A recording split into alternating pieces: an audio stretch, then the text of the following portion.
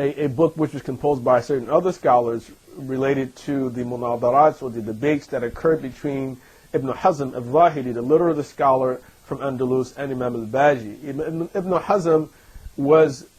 considered to be one of the people, if not the individual, who revived the literalist school during the 5th century of Islam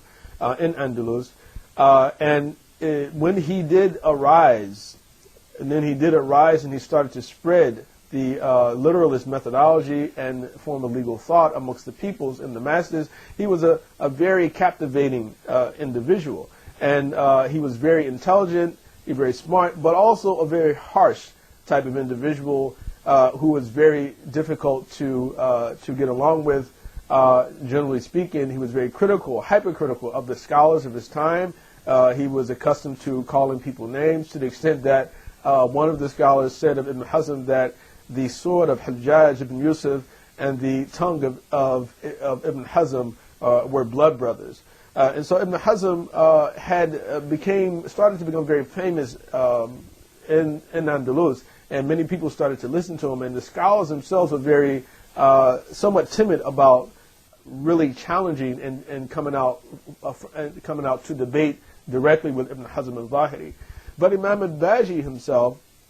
was courageous, and being one who had spent such a considerable amount of time studying and also diversifying his knowledge, not only studying in the town of Baji and not only studying in Andalus, but studying also in places like Iraq and in Mosul and in Mecca and Mukarrama, then we find that Imam al-Baji would come back with a significant repertoire of tool case with the capacity to debate with Ibn Hazm al-Zahiri. And as a result of the debates between Ibn Hazm and Imam al-Baji, Ibn Hazm would eventually be banished from his hometown, or from the town of Dania, because of these debates that occurred between him and Imam al-Baji. And so Imam al-Baji was very courageous. And so one of the things that made him famous was because of his monumental debates with Ibn Hazm al-Zahiri and Imam al-Baji. But in spite of this somewhat animosity that you would expect between debaters and people who affect one another's lives in such a significant way, it has been related that Ibn Hazm has said of Imam Baji that if all the Malikis were Abdul Wahhab al-Baghdadi and Imam al-Baji, it would be sufficient for them.